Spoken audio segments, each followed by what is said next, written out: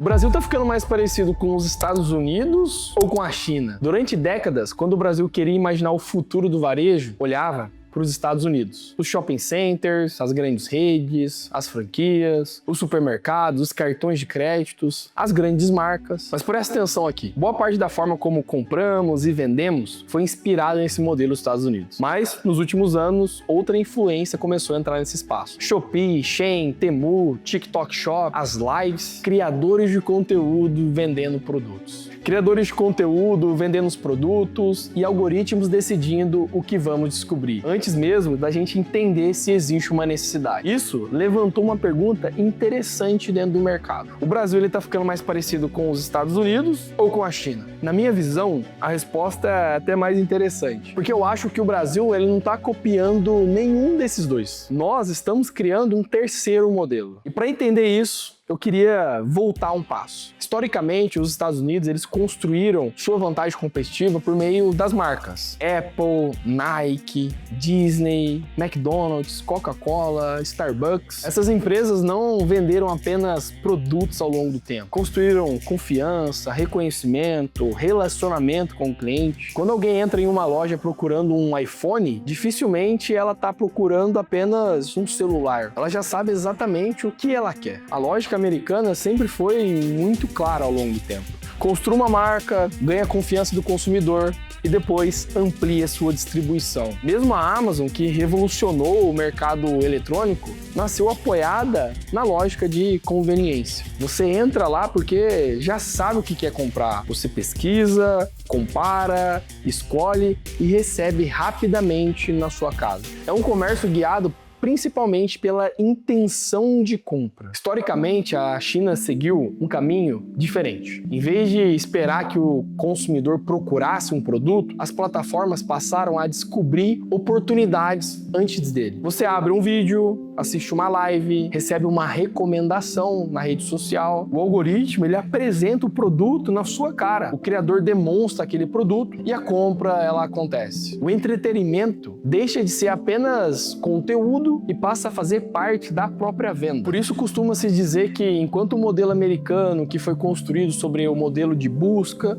o modelo chinês ganhou força por meio da descoberta. Mas existe um ponto importante que eu quero trazer para você. Isso não significa que a China não constrói grandes marcas. Muito pelo contrário. Empresas como Xiaomi, Huawei, DJI, BYD, Lenovo, entre outras marcas aí que existem, que são chinesas, e até mesmo a Shein se tornaram marcas aí globais extremamente fortes. E a diferença é como muitas delas cresceram. Primeiro, elas dominaram a velocidade, a tecnologia, a produção, distribuição, escala, e depois transformaram tudo isso em marca. E marca forte, viu? Então hoje, Estados Unidos e China possuem grandes marcas. Os dois utilizam algoritmos, os dois investem em inteligência artificial, os dois competem globalmente. A diferença já não está tanto no que fazem, mas na lógica que deu origem aos seus modelos de mercado. Enquanto os Estados Unidos ficaram conhecidos por transformar marcas em ativos de longo prazo, a China ficou conhecida por transformar a velocidade e tecnologia em vantagem competitiva dentro do mercado. Mas onde o Brasil entra nessa história? Durante muito tempo, seguimos claramente ali o modelo americano. Shopping centers, grandes redes, franquias, campanhas de televisão, lojas físicas, marcas nacionais nos quatro cantos do Brasil. Exemplo, Magazine Luiza, Casas Bahia, Renner, o Boticário, Cacau Show são grandes empresas brasileiras que seguem o modelo americano. Mas ao mesmo tempo, começamos a incorporar dentro do nosso mercado comportamentos muito mais próximos do modelo chinês, da Shopee, do TikTok Shop, com cupons, afiliados, os vídeos curtos, as lives, compras feitas diretamente por um conteúdo que foi postado por um criador. Só que aí existe um detalhe no meio disso tudo. Nós não abandonamos um modelo para adotar outro, nós misturamos os dois. Pensa na sua última compra. Talvez você tenha visto um vídeo no Instagram de um criador de conteúdo, depois você pesquisou no Google, assistiu uma análise no YouTube ou no TikTok, comparou o preço lá no Mercado Livre, conversou com um vendedor da marca pelo WhatsApp, Mas aí você foi lá e comprou no e-commerce, pagou no Pix e retirou o produto na loja física da sua cidade. Essa jornada dificilmente acontece exatamente assim nos Estados Unidos, por exemplo. E talvez também não acontece exatamente assim na China. Por quê? Porque ela acontece aqui. O consumidor brasileiro aprendeu a navegar naturalmente em diferentes canais. Por exemplo, a Renner, você pode engajar num anúncio,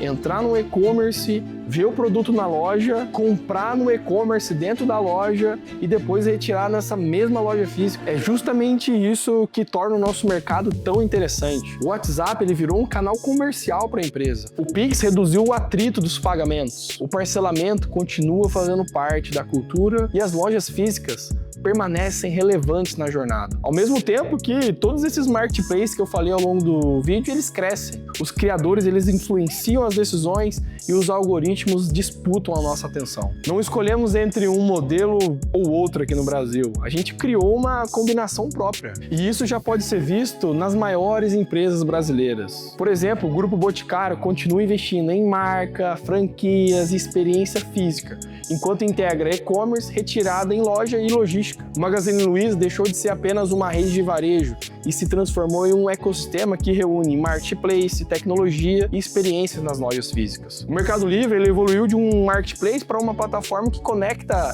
pagamentos, crédito, frete e distribuição, ao mesmo tempo que o TikTok Shop traz para o Brasil uma lógica em que o conteúdo e compra acontecem praticamente no mesmo lugar. Então, você percebe esse padrão? Nenhuma dessas empresas escolheu apenas um caminho. Elas entenderam que o consumidor brasileiro vive em todos eles. E talvez seja exatamente aí que esteja o maior desafio dessas empresas. Muitas ainda tentam resolver o problema do faturamento com uma estratégia antiga. Acha que basta apenas investir em mídia ou abrir um e-commerce ou colocar um anúncio lá no marketplace. Mas o consumidor não está apenas em um canal, ele está em todos. Ele descobre no TikTok, pesquisa no Google, conversa no WhatsApp, compra no site, compara no Mercado Livre, vai até a loja e volta novamente pelas redes sociais. Quem enxerga esses canais de forma isolada vai perder eficiência, mas quem consegue conectá-los constrói uma vantagem competitiva na empresa. E é exatamente assim que nós pensamos marketing e negócio aqui na Oceanos. Nós não acreditamos que o crescimento acontece porque uma empresa encontrou um anúncio perfeito ou a plataforma ideal. O crescimento ele acontece quando marca, mídia, conteúdo, CRM, marketplace, e-commerce e loja física trabalham juntos em um único sistema. Porque o consumidor ele não pensa em canais, ele simplesmente compra. E cabe às empresas estarem preparadas para acompanhá-lo em qualquer etapa dessa jornada. Então, o Brasil ele tá ficando mais parecido com os Estados Unidos ou com a China? Na minha visão, com os dois, mas não como uma simples cópia. Estamos criando um modelo brasileiro de consumo. Um mercado onde as marcas continuam fundamentais, os algoritmos ganharam protagonismo, o WhatsApp virou um canal comercial, o Pix transformou a forma de pagar, as lojas físicas continuam relevantes, e marketplaces, e criadores, e e-commerce passaram a fazer parte da mesma jornada digital. Os Estados Unidos eles ensinaram o mundo a construir grandes marcas. A China ensinou o mundo a construir plataformas extremamente eficientes. O Brasil ele está aprendendo com os dois, mas está criando um jeito próprio de consumir. Eu gosto de falar disso, um jeito próprio. E talvez essa seja justamente a maior oportunidade para as empresas brasileiras na próxima década. Bom, eu espero que esse vídeo ele tenha te ajudado a enxergar o varejo, o mercado brasileiro, numa perspectiva diferente. Porque no final das contas, a pergunta nunca foi se o Brasil está ficando mais parecido com os Estados Unidos ou com a China. A verdadeira pergunta é: a sua empresa, ela está preparada para atender o consumidor brasileiro de hoje? Um consumidor que descobre o produto nas redes sociais, pesquisa no Google, conversa pelo WhatsApp, compra no e-commerce, compara em marketplace e ainda valoriza a experiência da loja física. Bom, se você gostou desse vídeo, desse tipo de conteúdo e quer entender melhor como o comportamento do consumidor está transformando negócios, já deixa o like, se inscreve aqui no canal e ativa as nossas notificações. Até o próximo vídeo. Obrigado por ter ficado até aqui.